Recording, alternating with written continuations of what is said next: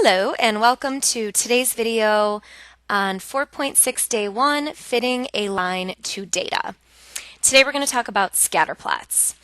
So a scatter plot is a graph used to determine whether there is any type of relationship between data points. If the y's increase as the x's increase, we call that a positive correlation. Just think of a positive slope. As one goes up, as the other goes up, it's positive. Now a negative correlation would be as the y's decrease, as the x's increase. That would be a negative correlation because the line is going down, negative slope, negative correlation. As one goes down, as the other goes up. And then there is no correlation is if there is no relationship between the data. So they don't seem to follow a certain slope. Okay, so now you guys have some time to practice. You're going to tell me if there is a correlation, and if so, if it's positive or negative. So if you follow this scatter plot, it seems that the points are going down, so that would be a negative correlation. As the y's are going down, as the x's are going up, it's a negative line. And then number 2, you can tell actually by looking at the graph, or at the table, the x's are going up and the y's are also going up. So a positive increase, that would be a positive correlation.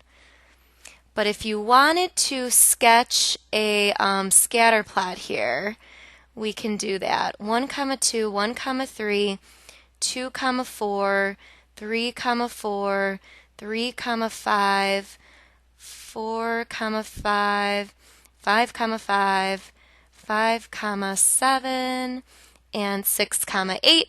If that helps, you can see that it's positive that way as well.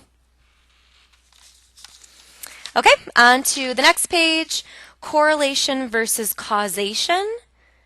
When we say there is a correlation between two sets of data, we mean that there is a relationship. It's not the same as saying there is causation, or that one causes the other. Cause and effect. So just by saying there's a relationship does not mean that one causes the other. And to determine the strength of a correlation, we look at this thing called the R value, and we're going to learn how to do that on the calculator today. So you need a graphing calculator for today's lesson. All right, so look at number 1 and 2 down here. This is all on the graphing calculator. And first thing I want you guys to do is we're going to cross off the year.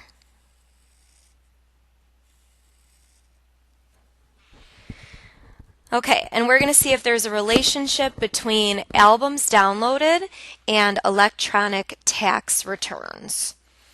Okay, so first thing I need you guys to do is turn on your calculator. And you might need to pause a couple times to follow this. We'll see. Okay, so the first thing you have to do is go to the catalog. Now let me try to zoom in here on the calculator, show the whole thing. Okay, so do you guys see this blue catalog button above the 0? Can you hit blue 0? And then you're going to scroll down until it says diagnostic on. So looking for D, diagnostic on. You need to hit enter, and then you need to hit enter one more time until it says done. Okay, if you need to rewatch any part of this, just pause the video, rewind, rewatch it. Okay, then we need to go to stat. So everybody hit this button that says Stat, and you're going to hit Enter on option 1, Edit. Okay, now you should have some lists. If we want them to be blank to type in our new numbers, so if they're not blank, what you do is you hit the up arrow until you're on the list, and you hit Clear, Enter, and it clears the entire list. Okay, so if you have any numbers on list 1, you're going to scroll up to list 1 and hit Clear, Enter, and it will clear the entire list. Okay, so under list 1, we're going to type in all the numbers from albums downloaded. So 4.6, enter. 13.6, enter. 27.6, enter. 42.5, enter. And 56.9, enter. And then we're going to hit the right arrow to get to list 2, and we're going to type in the numbers from the electronic tax returns. So 61.5, enter. 68.5, enter. 72.8, enter. 78.7, enter. 89.5, enter. Okay, so you're going to make sure that you have list 1 and list 2 filled in. And then you go back to Stat, so hit Stat, and then you're going to hit the right arrow to Calc, and then you're going to go down to option number 4 and hit Enter. And then you're going to hit the down arrow to Calculate, and you're going to hit Enter again.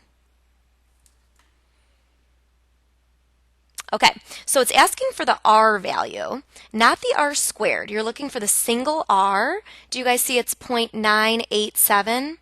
We're going to round that to the nearest hundredth, so 0.99. Okay, now if it's positive, if R is positive, we're going to say there is a positive correlation. And the closer the number is to 1, the stronger it is. So 0.99 is really close to 1. So we're going to say a strong positive.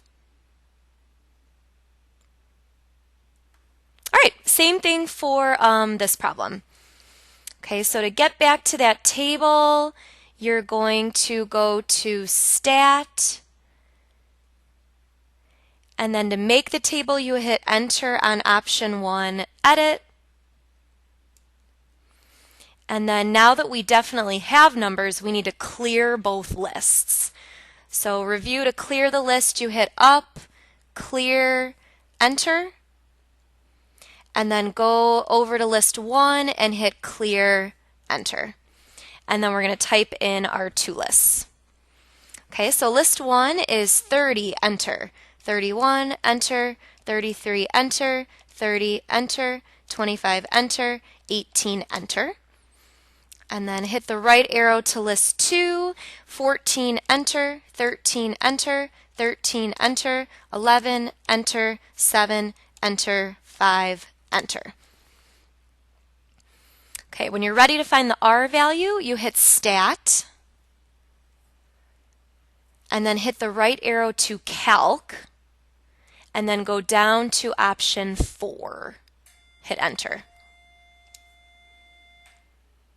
And then you want to go down to Calculate and hit Enter again, and you look for that single R value. And this time it's 0.93 if we round to the nearest hundredth. And I would say anything in the 0.9s or higher would be strong.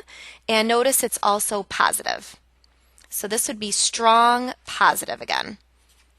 So positive, strong, or strong positive. All right, thank you guys for watching.